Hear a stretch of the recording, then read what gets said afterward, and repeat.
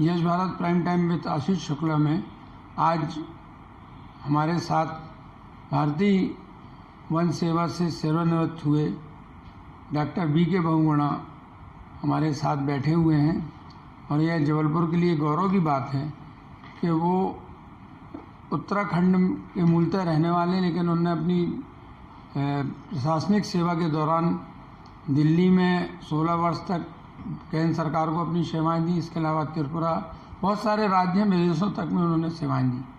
उन्होंने एक बहुत शानदार किताब लिखी है कि भारत की प्रशासनिक व्यवस्था कैसी होनी चाहिए, और उन्होंने का जो अनुभव है संवेदनशील और बेहतर कैसे हो सकती है, उस पर एक बहुत शानदार किताब लिखी है। तो किताब पढ़ने के बाद हमने ये बात जनता तक पहुंचना चाहिए कि एक अधिकारी क्या सोचता है, समाज को कहाँ पहुंचना चाहिए।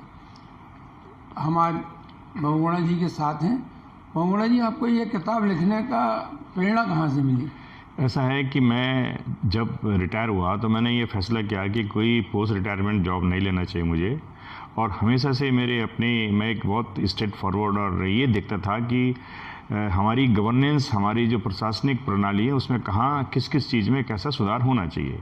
तो मैंने अखबारों में आर्टिकल लिखने शुरू किए और सभी सब्जेक्ट में मैं, जैसे जिस दिन या जिस समय कोई इम्पोर्टेंट सब्जेक्ट देश में आता तो मैं उस पर आर्टिकल लिखता और फिर वो मेरे आर्टिकल छपते थे। नेशनल न्यूज़पेपर में मैंने अपने आर्टिकल, इंग्लिश न्यूज़पेपर में मैं छापता हूँ क्योंकि हिंदी में अपनी इतनी वो नहीं है, पर इंग्लिश न्यूज़पेपर मेरे नेशनल न्यूज़पेपर में बहुत सालों से मेरे आर्टिकल छपे हैं। लगभग 30 साल से मैं छापता हूँ, लेकिन रिटायरमेंट के बाद में एक रेगुलर एज ए कॉलमनिस्ट मैंने उसमें लिखना शुरू किया। जब आप ये किताब लिख रहे थे, आज अपन हिंदुस्तान के मध्य जबलपुर में हैं, तो मध्य प्रदेश में ऐसा आपने क्या पाया कि मध्य प्रदेश का आपने किताब में बहुत ज़्यादा उल्लेख किया है? हाँ, उसमें ऐसा क्या मध्य प्रदेश को आपको भी बहुत जगह होके आए, मध्य प्रदेश की विशेषताएं क्या मिली आपको? वन विभाग है, ग्रामीण अंचल की, शहरी अंचल की,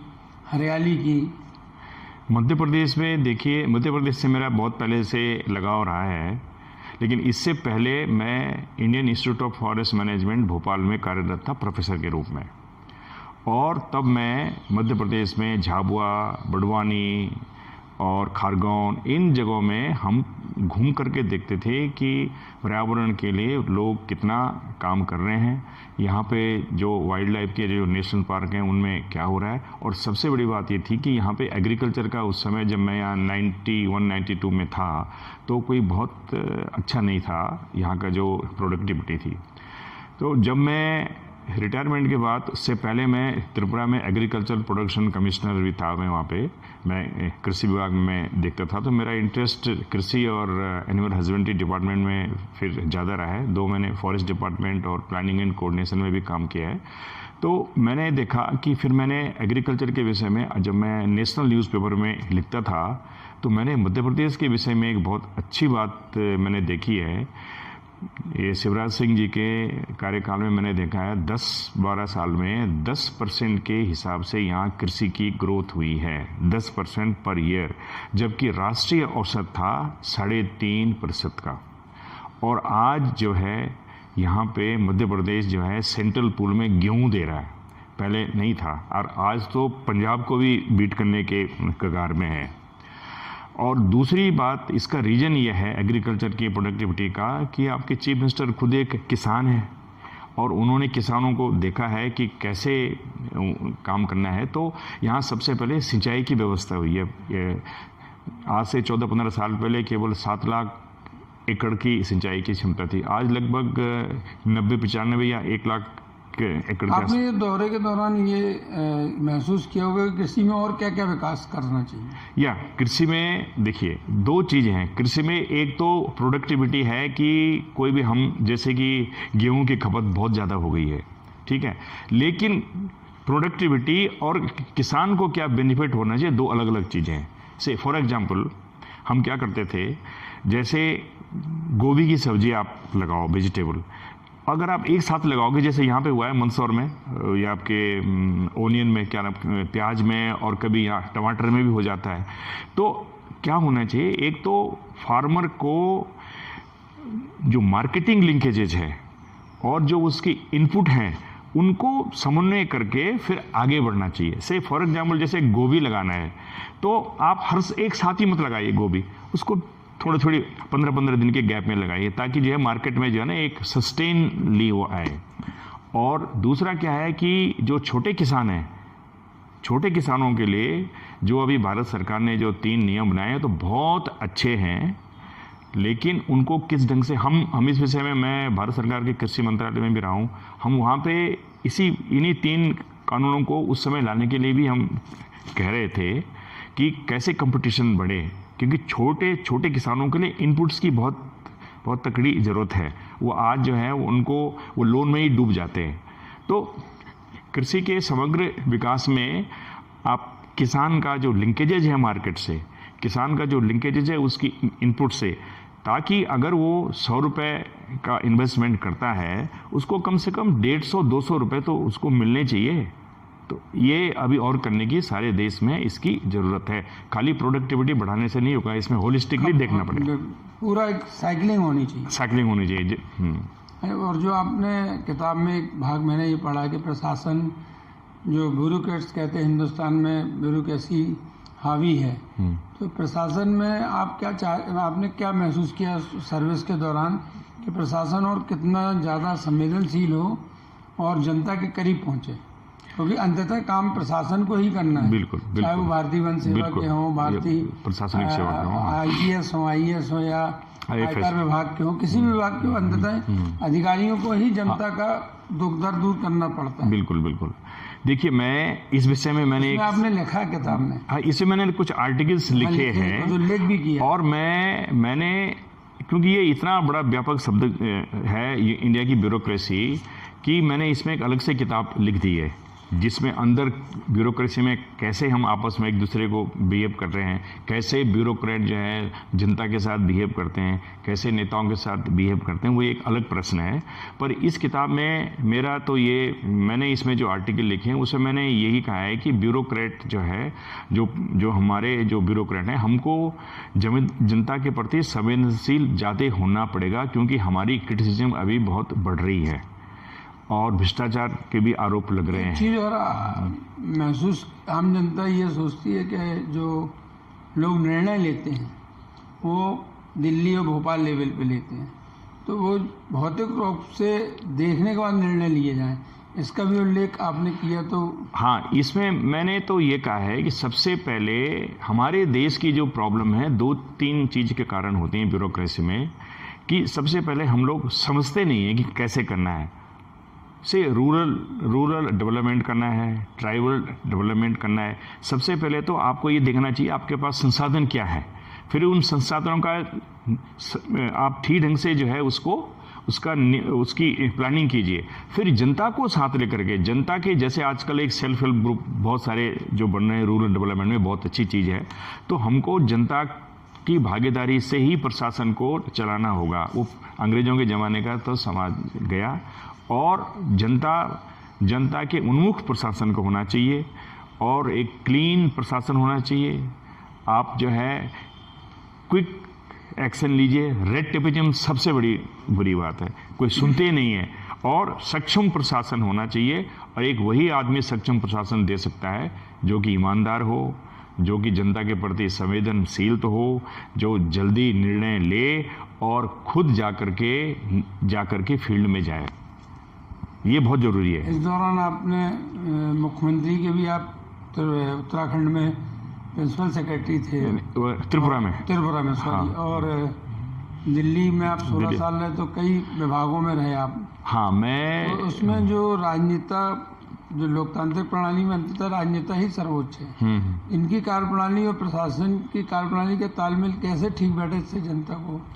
देखिए, सबसे पहले तो जो है, जो हमारे जैसे मैं गवर्नमेंट ऑफ इंडिया में मैं डायरेक्टर जनरल था वन और पर्यावरण विभाग में, Indian council of forestry research and education, और एक यूनिवर्सिटी उसका मैं चांसलर भी था, और कृषि विभाग में अतिरिक्त सचिव के लेवल में मैं national rain fair area authority है उसमें था, और फिर उससे पहले मैं एनवायरनमेंट मिनिस्ट्री में इंस्पेक्टर जनरल ऑफ फॉरेस्ट था, जो ये फॉरेस्ट कंजर्वेशन एक्ट दिखता है। मैंने भी मध्य प्रदेश में बहुत सारे फॉरेस्ट क्लियरेंस के केसेस मैंने भी हैंडल किए हैं, बहुत सारी यहाँ की प्रॉब्लम हमने देखी है। सबसे जो आपने जो प्रश्न किया है कि नेताओं का और प्रशासनिक अधिकारियों का क्या है, तो अगर हर आदमी अपनी ड्यूटी ईमानदारी से करे तो कोई तारतम्य में कोई प्रॉब्लम नहीं है। मैंने तो बहुत मिनिस्टर के साथ काम किया। हमारे चीफ मिनिस्टर थे मानिक सरकार, वो बहुत ईमानदार और अच्छी छवि के थे, तो कोई प्रॉब्लम नहीं आई। लेकिन कभी कभी प्रॉब्लम आती है जब मंत्रियों के अपने एजेंडे कुछ और होते हैं, ऑफिसरों के एजेंडे कुछ और होते हैं, फिर कोई मंत्री ऑफिसर से मिलके कुछ उल्टा पल्टा करता है, तो उससे क्या है कि वो जनता को जो है परेशानी होती है। पर ज़्यादातर मैंने ये मेरा एक्सपीरियंस ये रहा है कि अच्छे लोगों के साथ काम किया है और अच्छे प्रवृत्ति से हमने काम किया और लोगों को जो है हमने डिलीवर मध्य किया। प्रदेश में आप जब भ्रमण किया होगा तो ये पूरे हिंदुस्तान में आदिवासी संख्या बहुत है। हाँ। मध्य प्रदेश में तो बहुत सारे जिले आदिवासियों के जनसंख्या बहुत ज़्यादा है, तो आदिवासियों का पर्यावरण के प्रति और वन के प्रति समर्पण तो पूरा रहता है। इसमें और क्या ऐसा किया जाए कि आदिवासी समाज भी समकक्ष खड़ा हो? देखिए, आदिवासी समाज के बहुत अच्छा सवाल आपने किया है। आज देश में आदिवासी समाज को हमको जो हमारा बृहत समाज है, बड़ा समाज है, उसमें समायोजित करने की बहुत ज़रूरत है। अब देखिए, आदिवासियों के लिए फॉरेस्ट राइट एक्ट एक हुआ है जिसमें कि उनको जंगल पे जो वनों पे उनकी जो है उनको जो है हुकूमत बोलते हैं उसको, उनको वेस्ट कर दिया, मतलब उनको लैंड दी गई है। ऐसे मध्य प्रदेश में भी हुआ है। और ये वो केस है जब रिजर्वेशन हुआ था, जब रिजर्व फॉरेस्ट बने थे, उस समय जो लोग छूट गए थे जल्दी में, उनको ये दिया गया है। अब प्रश्न ये उठता है कि इनको क्या वो 1 हेक्टर 4 हेक्टर लैंड देने से वो क्या वो फैमिली ऊंची उठ जाएगी? ये बिल्कुल नहीं हो सकता। हमें आदिवासियों का क्या करना है, उनकी भाषा नहीं, सबसे पहले उनकी भाषा, उनकी संस्कृति, उनका म्यूजिक को संरक्षित करते हुए फिर उनको शिक्षा, आवास और स्वास्थ्य, ये सेवाएं उनको देनी चाहिए और उसके बाद जो है उनको डेवलप करना चाहिए। और धीरे धीरे जो है, जैसे आजकल उनको बोलते हैं कि भाई इनको वनों के ऊपर निर्भर कर दो, मैनर फॉरेस्ट प्रोड्यूस पे रहेंगे, आपके जो जंगल से जो मिलते हैं जैसे तेंदुपत्ते से रहेगा, महुआ के ऊपर डिपेंडेंट रहेंगे। पर क्या हम ये सोच सकते हैं कि वो आने वाले 50 साल भी ऐसे रहेंगे? उनको आपको डेवलप करना है।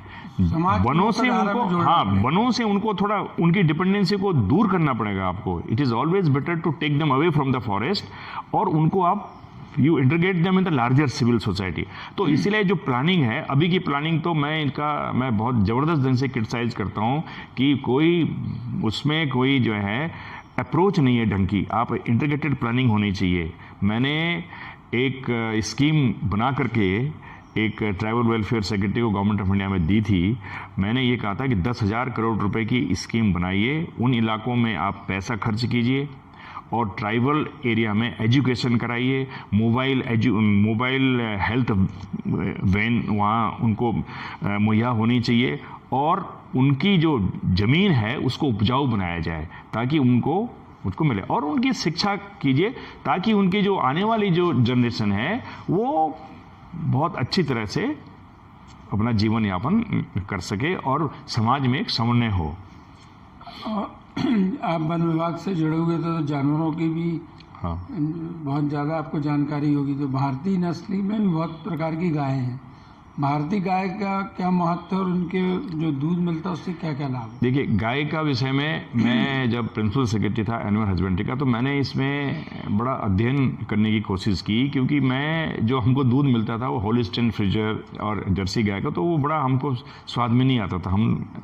तो धीरे धीरे हमने देखा भारत की जो गाय हैं जिनमें पीछे हम्प होता है और नीचे वो गलाबंद जो होता है, वो हमारी एक तो पहचान है। जैसे गिरी गाय है, आपका थारपरकर है, आपका कांकेरी है, आपका साहिवाल है, हरियाणवी है, आपके यहाँ भी एक बहुत सारी मध्य प्रदेश में भी ये निवाड़ी एक इस तरह की गाय है।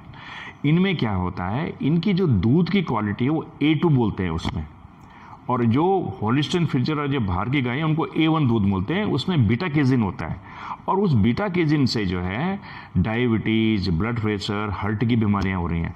और ये सब चीज़ें हमको, ये देखिए ब्राज़ील जो है आज से कम 100 साल पहले यहाँ से वो ले गए थे गाय। आज वो सारे विश्व में जो हमारी जो गाय है, मैंने एक आर्टिकल ये लिखा है, 79 किलो जो है दूध लीटर जो है वो गाय दे रही है। ब्राज़ील में 2014 में कंपटीशन हुआ था। आज उरुग्वे में और न्यूजीलैंड इंडियन गांव का मिल्क एक्सपोर्ट कर रहे हैं। तो हमको जो है इन भारतीय नस्ल की जो गाय हैं, इवन मैं देखता हूँ मध्य प्रदेश में छोटी छोटी गाय हैं। ये जो गाय है, इन गायों को हमको जो अच्छी हमारी जो प्रजाति डेवलप हो चुकी हैं, साहिवाल है, मैं तो कहूँगा स्पेशली साहिवाल का मध्य प्रदेश में इसका सीमेन यूज़ करना चाहिए। और जो हमारी जो गाय छोटी छोटी गाय हैं, इनकी प्रोडक्टिविटी दूध की बढ़ानी चाहिए हमको।